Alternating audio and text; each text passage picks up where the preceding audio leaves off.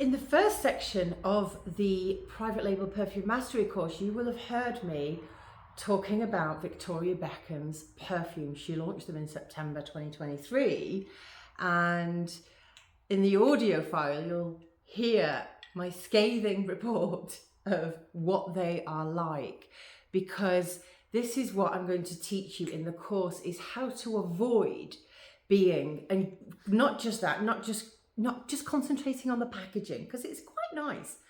One thing I like about it, they're quite slim. It's nice if you want to slip it in your handbag or something like that, and you know, they look super cute. And I like the colors. The blue one color is absolutely my favorite.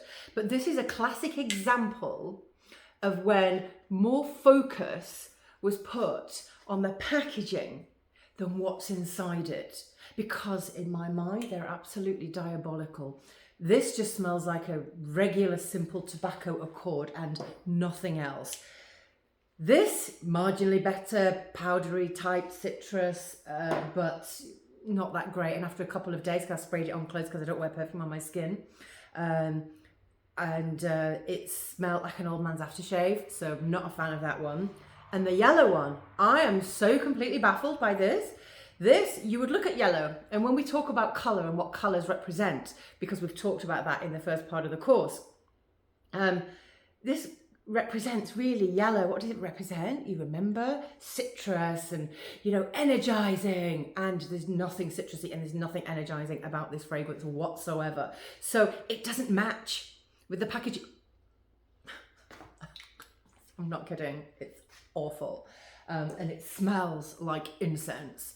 And it's like, incense isn't something that you would associate with a colour yellow. Like in my mind, this should have been like perhaps a bronze colour, you know, and not bright citrusy yellow. So that's an absolute miss, but I'm going to show you a friend of mine and his perfumes.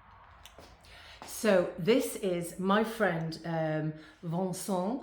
He's from Paris, not from Paris. He showed me around Paris once, but he's from France, and he has a brand. It's called Reminiscent Fragrance and Reminiscent Perfume, and his brand is absolutely fantastic. And he created this fragrance for me.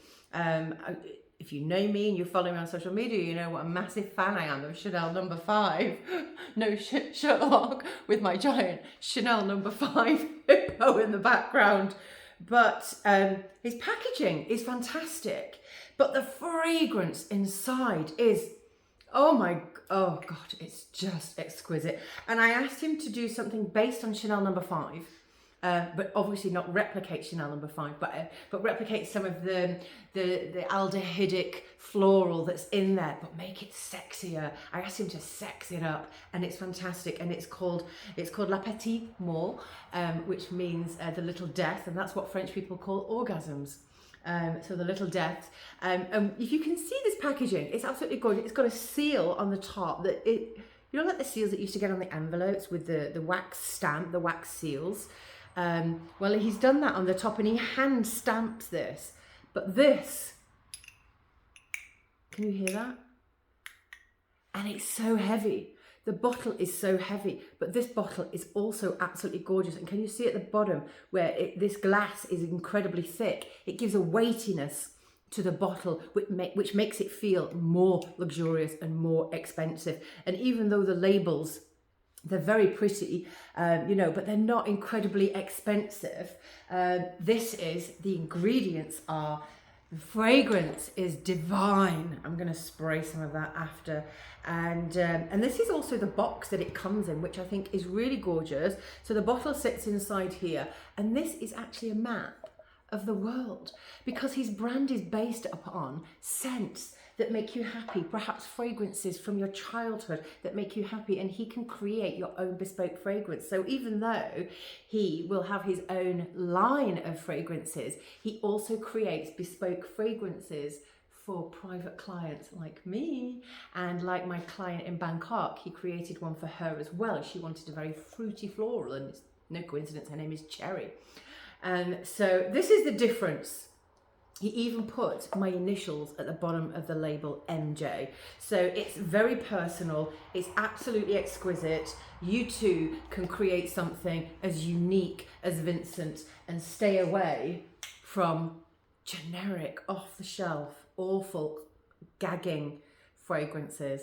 And that's what this course is all about. But this is what I wanted to show you as well, because I talk about Victoria Beckham perfumes and I wanted you to see them for yourself. I'm going to show you the box that they come in actually. So this is the box for Suite 302, and Suite 302 is this one. And I'm going to read the story out to you actually. And it says, an alluring rendezvous, an entrancing escapade, the intoxicating parfum of glamour. Victoria Beckham conjures the sumptuous spirit of whirlwind weekends in Paris. Paris doesn't smell like that.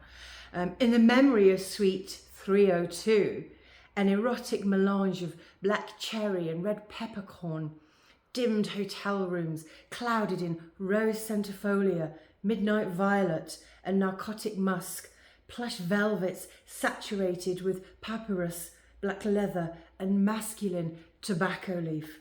Ah, okay, now it makes sense. That's where the tobacco is coming from. But that's all I can smell is tobacco. Where the hell is the violet? Where is the rose and the cherry? This is what it comes in. This is a little story. It's nice that she's made it personal and it's about a memory. But for me, if she would have spent more time on understanding fragrances and maybe learning, coming on one of my courses, then and it spent as much time as she does on her fashion line, because you know she really studied her materials before she launched a fashion brand. She got inside the industry and found out how it was done, and I think it's Roland Mouret or Mouret. Anyway, so she studied under him and basically took like an apprenticeship so she could understand about fashion. And I wish she would have done that with perfume, because these would have been a much nicer scent.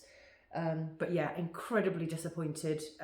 So even big brands miss. Sometimes I'm going to show you how you can be a hit. See you in the course again.